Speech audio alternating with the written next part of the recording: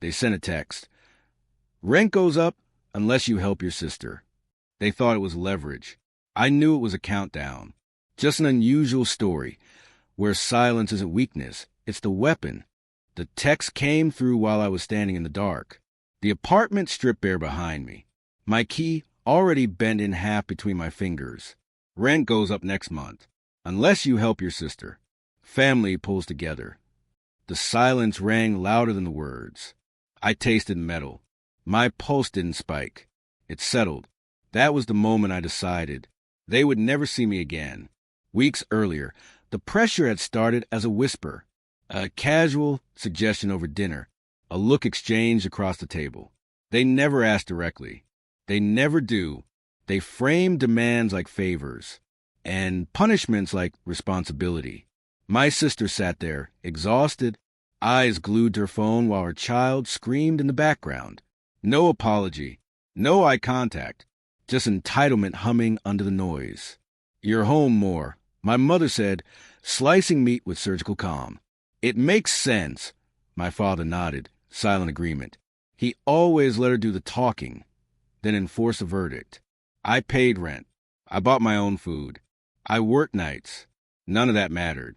What mattered was proximity, availability, obedience. They had a way of turning presence into debt. I said no. The air shifted. That's when they showed me who I really was to them. The escalation was efficient, almost professional. They stopped asking, started calculating. Utilities suddenly itemized. Groceries tallied. Every past kindness retroactively billed. My sister's need became my obligation. Her choices became my consequences. You're being selfish, my mother said, voice sharp but controlled. She's struggling. I watched my father adjust his glasses, already preparing the numbers. If you're not willing to contribute with your time, we'll have to reassess your rent. Reassess, a word they loved, sounded neutral, reasonable. It wasn't. They wanted me tired, cornered, grateful for crumbs. They wanted me to fold, to accept my role as support staff in a family that never supported me. I didn't raise my voice. I didn't argue. I nodded.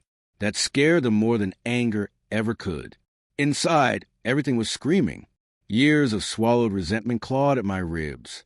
But I kept my face still. I learned long ago.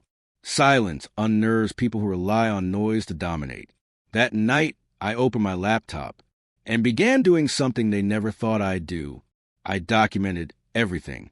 Messages, threats, rent hikes violating local law, text spelling out coercion with polite emojis. I found the lease. I read every line. Then I read the law. Then I planned. They assumed I was trapped because I was quiet. They assumed wrong. The confrontation came disguised as another family meeting. They sat across from me, confident, already victorious in their minds. My mother folded her hands. So have you thought about it? I met her eyes. Calm. Measured. Yes. My father leaned forward. Good. Then we're agreed. No. The word landed heavy. Final. My sister scoffed. You're being dramatic. I slid my phone across the table. Raising my rent to force unpaid childcare is illegal. Here's the statute. Here's your text. Here's the lease you forgot I signed. Silence. My father's face drained first. He reached for the phone, hands unsteady. I've already sent copies to a tenant advocacy group. I said, and my employer, in case you try retaliation. My mother's mouth opened, then closed. For the first time, she had nothing rehearsed. You wouldn't, she whispered. I stood. I already did. I left before they could recover. That's the thing about control. It only works if you stay in the room. By morning, I was gone. No forwarding address. No explanations. Just an empty apartment and a broken routine. The fallout was immediate. My sister called, screamed, begged, accused. My parents followed. Voicemail stacked like bricks. Panic seeping through every word. Childcare costs money. Turns out, so does entitlement.